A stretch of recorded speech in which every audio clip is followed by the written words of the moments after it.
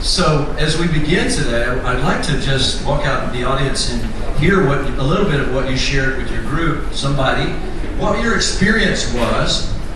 Because what I find is that when we talk about doing the dialogue and you experience the power of it, you start to say as a couple, we want to really do this. But then you look back over the last week and you say, we really didn't do this at all. And the reason for that is that we have many times an unconscious fear of intimacy that really, it plays a number on us because we intend to do it, but for some reason we find a way not to do it.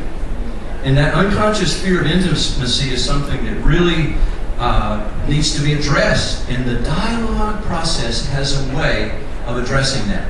So who had an experience you wanted to share that you'd like to share with everyone? I have one. Sorry. Yell it out then. Okay. The 1 minute hug was difficult. It almost got awkward at one point. That's my wife. So, yeah, that was hard. Well, you know, for some of us, some people are not touchy-feely at all. And I've actually had couples said, we came to you for counseling, but when we had to do that, we didn't want to come back. I didn't get it, but it's true. And you know what? What you have to do is respect that. If you're not ready for that, that's fine. But what I want you to do is understand that we are wired for touch. It's not an option. It's not only nice, it's necessary. And the more you have that feeling of touch, the more oxytocin you have, and it just puts you miles ahead in terms of the bandwidth you have to feel safe, connected, and be in conflict. And so every part of that dialogue has been carefully crafted over 30 years. That's why you say you have to do it in an orthodox way, right through it. Don't change it. Don't mess with it. Do it as it is. Asking for an appointment. It's a basic fundamental respect of boundaries. You start there, and then you learn to respect boundaries in everything. Okay? Taking the deep breath, moving from, as we said, from the glare in your eyes to the gaze, where in the soft tone.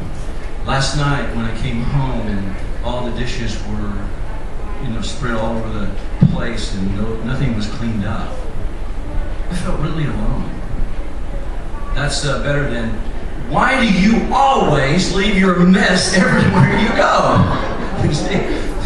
So that there's a lesson in learning to ask for what you want rather than criticizing your partner for what they're not doing or what they're doing wrong, right? So with that, any last insights? Yes, sir. Yes, I wanted you to share this one. This is a great one. Listen to this. Okay, so we had a pretty tough time practicing, but we decided to add one more additional part to our, before we started, and that was we started with prayer, asking God for patience, for understanding, wisdom, whatever it took for us to set the tone appropriately for us to get started, and that seemed to help a lot. All right, that's a good tip. Let me say this though, Dan, in response to that, it's working for them to pray, because what does that do? That puts them in the same place we're talking about, taking some deep breaths. You're connecting with God, you're at peace, then you're going to be much more less reactive in that process. The reason we start with just breathing and we go all the way from mirroring to validation and then to empathy is so there can be an emotional connection. Praying is very much in some ways like having sex. What? What did you just say? I'm saying the intimacy that's involved with having sex with my wife is a similar intimacy that's needed when we pray together. In other words, if my wife is upset with me and she doesn't feel emotionally connected with me, not only does she not want to have sex, she doesn't want to pray. Why? Because I've used that so often as it's like apologizing when you haven't really heard me, you haven't really seen what you did to me. Well, I'm sorry, but you haven't seen it. Well, what else can I do? I've apologized. See, so when you feel, what's the premise we started with? When you feel disconnected, what?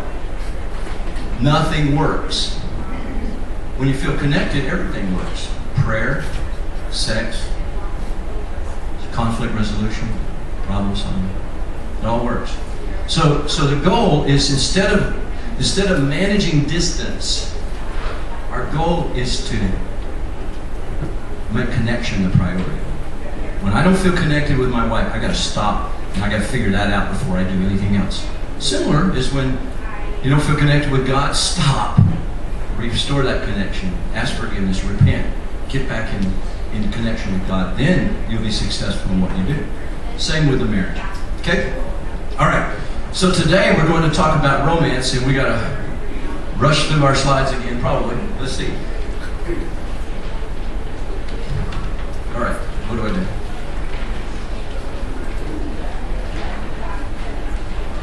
Okay. So, is it not connected? Oh, there it is. Okay. So before we jump into that, this question came up a lot, even in the table, and it's interesting because I already had this plan to talk about. What happens if I choose to be nice rather than honest with my partner? Or what happens if I choose to be honest and do it, with criticism? But it doesn't work, right?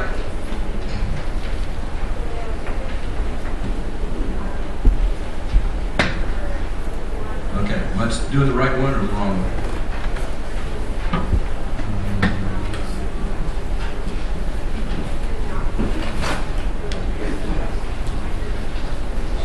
Okay, I'm just going to talk.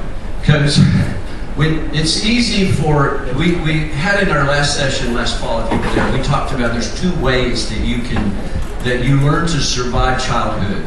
There's two ways that you either defaulted to one tactic or another. There's only two, so it's pretty simple.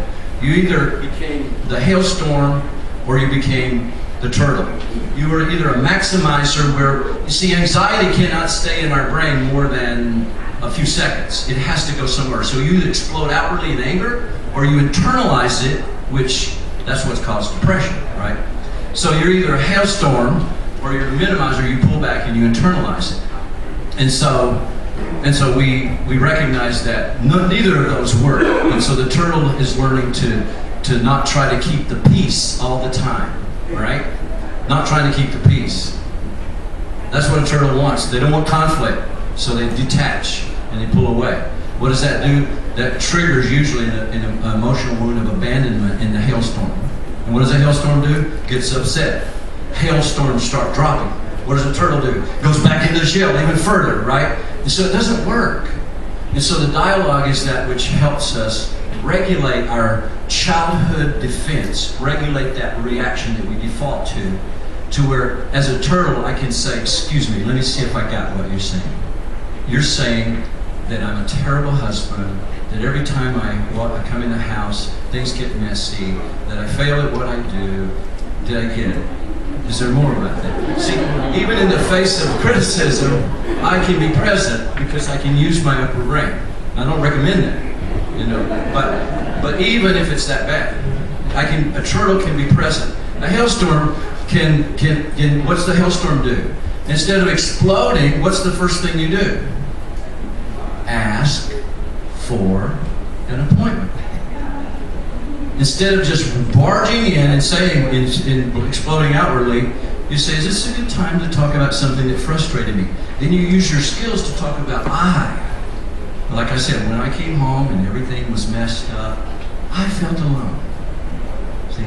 And so the hailstorm learns to use the tools, and the turtle learns to use the tools. So we don't have any hiding. We have vulnerability, openness, and commitment. All right. So we don't have time to do this exercise, but I'm going to assign it to you to go forward. With your partner, recall a conversation that left you frustrated. And the right-hand column, this is by Chris Argyris, and he designed this to where you put together a conversation you had, and that left you frustrated. Just you and your partner, just sometime this week, construct that conversation. He said this, she said this, he said this, she said this. And then go back and say, what was I thinking and feeling that I didn't share? All right? And yesterday we had a whole workshop with Venture en Español. We actually took time and did this. You wouldn't believe some of the conversations that they shared after they did. So do this as an assignment. Let's, yeah, here we go. What is that? Oh no, you blew it. We blew it because there's no bullet points here. But anyway, if you could not look at the left-hand column, and let me read this one first. This was ours. Sandy one day said, "Honey, can you fix the fence?" I said, "Well, I fixed it last weekend, or didn't you notice?"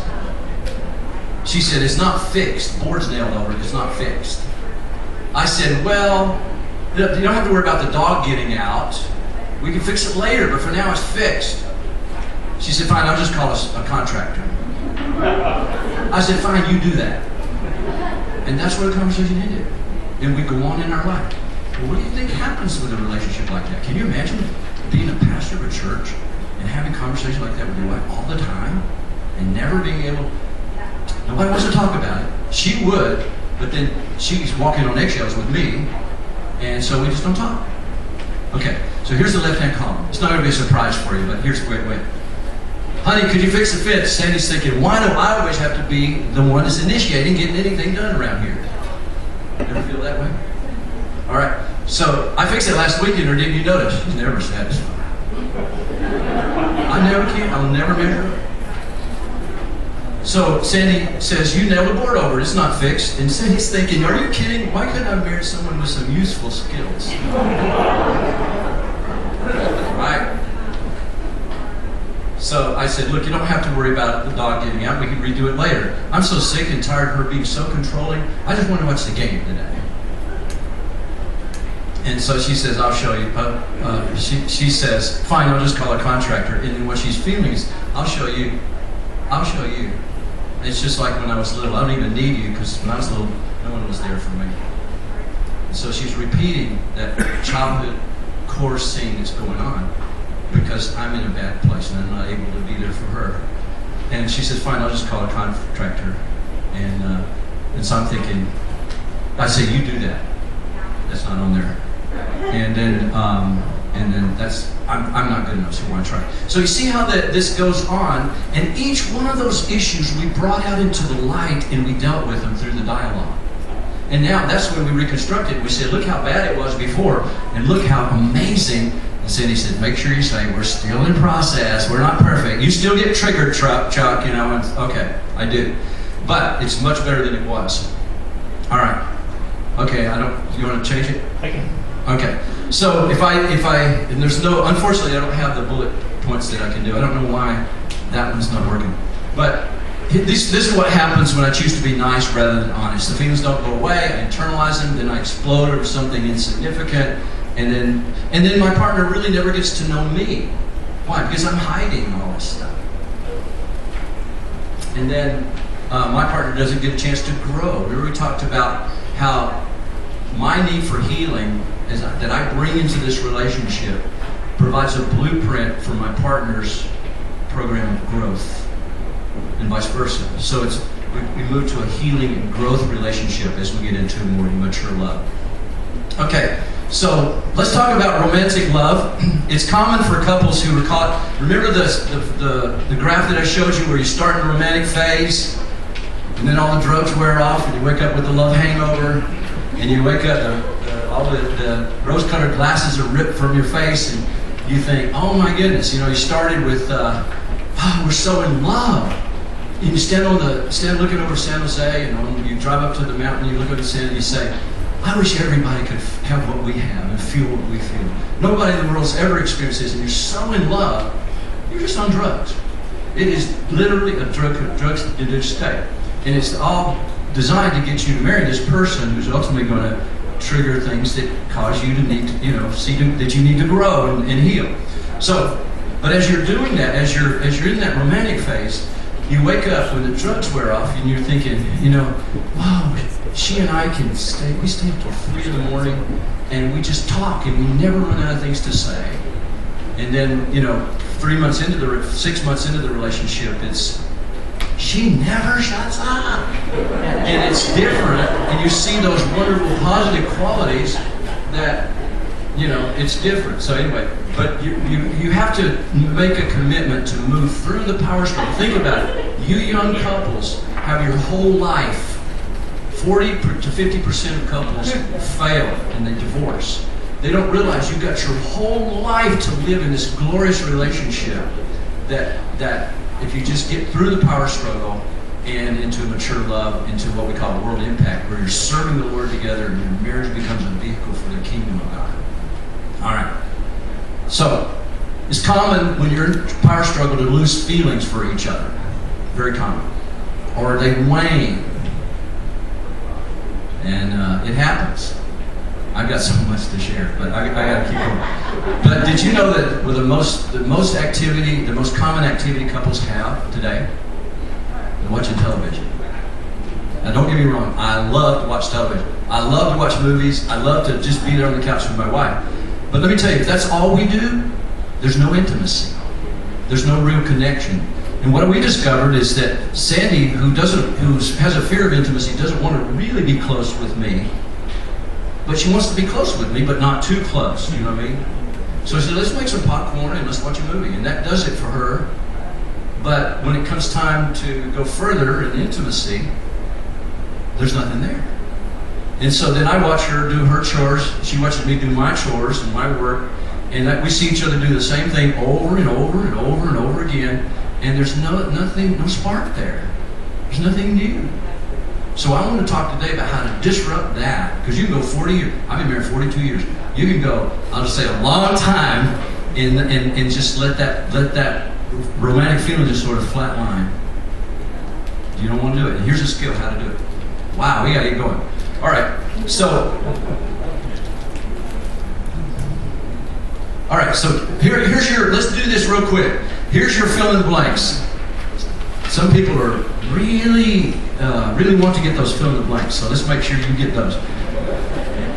I don't want anybody coming up to me and asking me, all right? All right, so caring behaviors are guaranteed to make your partner feel loved and cared about. It will work if you'll work it.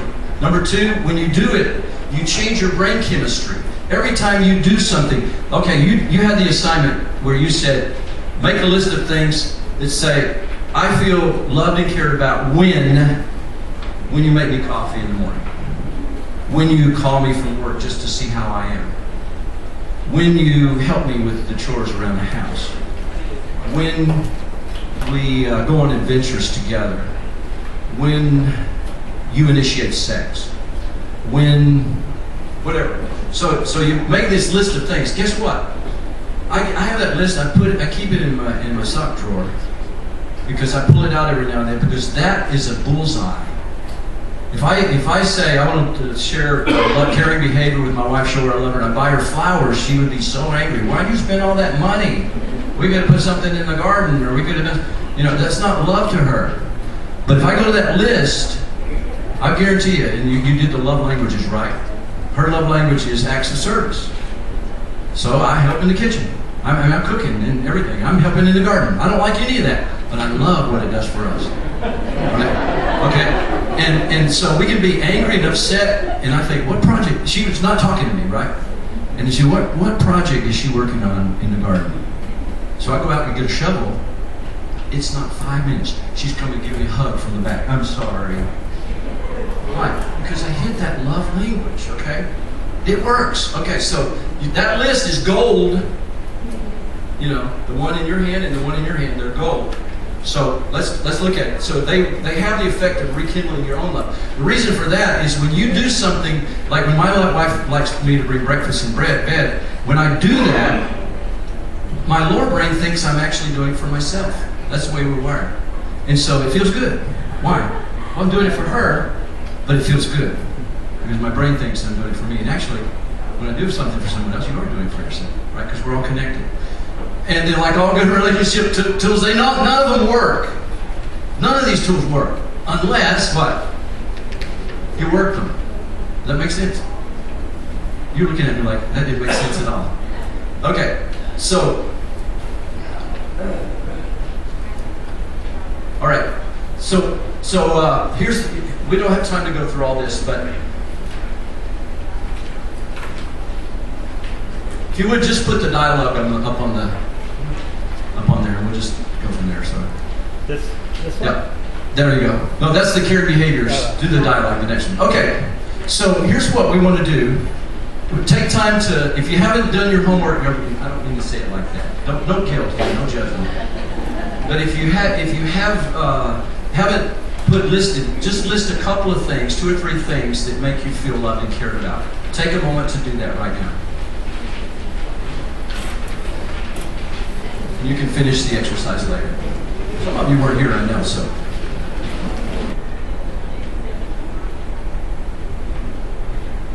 All right. You've got some veterans who are going to show you. All right. Okay. She's going to share. Okay, so sit up here, and if you put the dialogue up there for us, what I want you to do is, what I want to do is just cover what we're going to do, and then do it, and then have you do it. All right. Keep in mind that can everybody read this? If you can't, read it on your paper. Can you see it? Okay. All right, so the first thing you always do is ask for the appointment. We explained, we made our case for that. Is this a good time to share something that makes me feel loved and cared about in this time? That could be, for the frustration dialogue, it's what? Is this a good time to share something that was frustrating? Is this a good time to share a new idea I have for my business? And your partner becomes a real meaningful contributor to that as they just mirror you. And you listen to how, and then you see how stupid that idea is. She didn't have to tell you, right? Just kidding. Or you see how valid that idea is. So the second, then making the eye contact, and then taking a few deep breaths in sync. And then what you do is you say, one thing that makes me feel loved and cared about is when you made me coffee this morning. Let me see if I got you. If I did, you said, did I get it? Is there more about that? Now, let the more be, when that happened, I felt. Or when that happens, I feel. I feel really warm, and I feel really connected with you. I feel really happy. So let me see if I got it. You said you feel really warm and connected and happy. Did I get it? Always check for accuracy. Did I get it? And then turn on your curiosity. Is there more about that? Then let the more be. That reminds me, that feeling reminds me when I was little, and my grandmother made us breakfast every morning.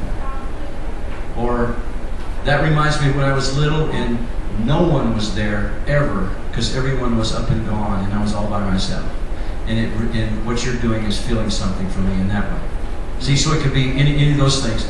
And then summarize, and then you're going to validate. And validation is simply, it's not agreeing in this school. Validation is not agreeing. I may see it totally different, but now I can see as I mirrored you, you make sense. And what makes sense is, and then you tell them. And then, is that the validation you need? Or is that a good validation? Check in. Yes. Now you go to empathy. I can imagine you feel. I can imagine you feel. Did I empathize with you? Are those the feelings? And so that way you get to empathy. All right? So I just wanted to give you a little refresher. Now we're going to do it, watch it, and then we're going to turn you loose to do it. All right, who has a caring behavior? Carla? So is this a good time for us to talk about something that makes me feel loved and cared about? Sure.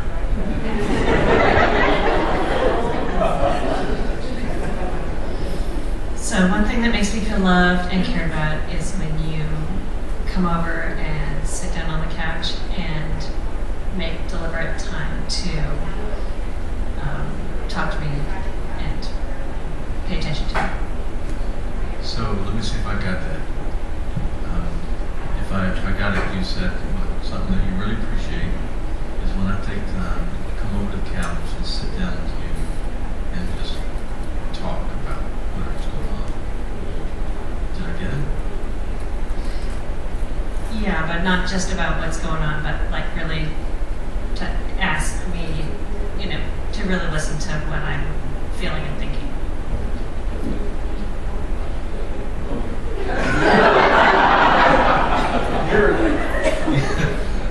So what you're saying is it's coming over to sit down and ask about how you're doing and what's going on. Did I get it? Yes, but So this is the beauty of mirroring. You don't have to worry about getting it because they'll help you. And if you would use the word "and" instead of "but," that's helpful. Yes, I said that. And I said, Yes, that's exactly right. And also that feeling of being listened to. So if I got it right, and also the feeling of being listened to. Did I get it? That's exactly right. Is there more about that? Oh, yeah. So when I experience that, I just feel really safe and cared for, and I feel like I'm important too. So let me see if I got it. You feel safe and cared for and like you're important to me. Did I get it? Yes. Is there anything else? That reminds me. Is that what you mean? So that reminds me of when I was little, and I mean, it reminds me of a few things, but it reminds me of my dad who, I don't know, he always wanted to talk and correct, and he didn't really like listen to what I was saying. So what it reminds you of is that when your dad talked, he just wanted to talk and correct you about the things he wanted to talk about. Did I get that? Yes, you got it. So, is there more about that? That's it. So let me see if I understand what you're saying. Summarize that you really appreciate it when you're sitting on the couch and I come over and sit next to you and take time to ask how you're doing and to listen to what's going on for you. And when that happens, you feel safe and cared for. And I think you said not alone. Did I get it so far? Is that? It's a good summary, but also important. Oh, and you also feel important. Is that a good summary? Did I get that? Yes, you did. Yes. So is that the validation? Yeah. You make sense. And what makes sense is that you feel that way. That when I take time to listen and talk with you, that it makes you feel important. That makes sense. Thank you for sharing that. Is that a good thing? Yes, it is.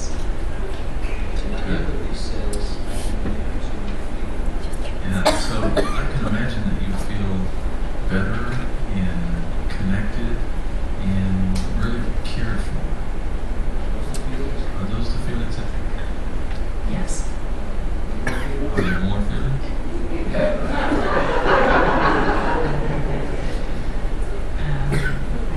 No, that's how I feel. very good. Give a 1 minute full body hug. Everybody move a hand.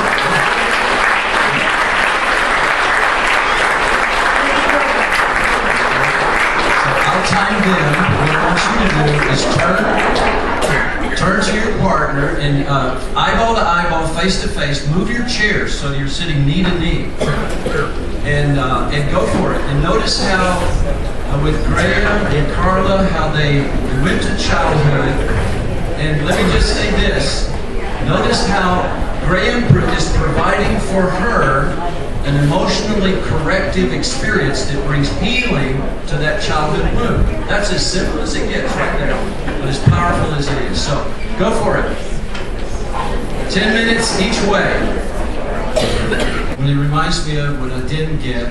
And by the way, that's what we call, what Craig did for her, and what he's doing for her is what we call an emotionally corrective experience that brings healing of the childhood wound. And it was a simple thing as, what was that behavior? Our dad wasn't good to listen.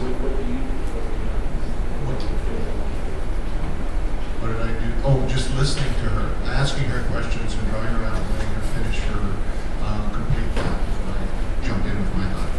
Yes. All right. See, so using the skill of mirroring, Provide, we could call it mirroring.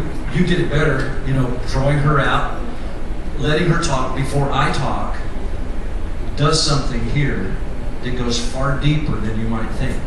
So that's what you're going to discover in your relationship is that you have the keys to healing your partner. And we point, and I can point out a lot of examples where one partner has trouble doing that. One partner even has trouble mirroring because they get so triggered. And all that is a sign that you just need to grow into it. Don't try to understand it. Just mirror. That's why we don't say, did I get it right? Or did I get it right? No, did I get it? Did I get you? Did I understand you? No, it's not did I understand you, did I get you? Because the more I mirror you, the more then I start to understand to a point where I can validate. And now I see you make sense. And then, like Craig says, wow, now I see that little child that's hurting. Because whenever someone's being mean, it's because they're responding to a painful memory. They're not conscious of it quite, but it's there. And what you're doing as a husband could also trigger that. When she starts talking and you pick up your phone, ask me. I do that to my wife quite regularly, and it hurts, and I learn not to do that. Okay? Someone else. Like Craig, we've been married 44 years, and I thought I knew pretty much everything about my wife and her childhood, which by most measures was not ideal. Learned something about her mother, where Sandy, my wife, was a little kid. She was sick, and her mother brought a gift home, and she thought it was for her. Sandy thought it was for her, but it was actually for her mother, and that made her feel, unloved and like she didn't even exist. And it took me right to the empathy portion, which is not something that is, as tell Graham, it's not my default. So I'm learning to do it. Yes. Did you hear that? It's not my default. I'm learning to do that. That's what you call growth. Growth. Because this man has he's hardwired to be the perfect husband for her. He just has to get in touch with it and be present for her in that. Okay, someone else.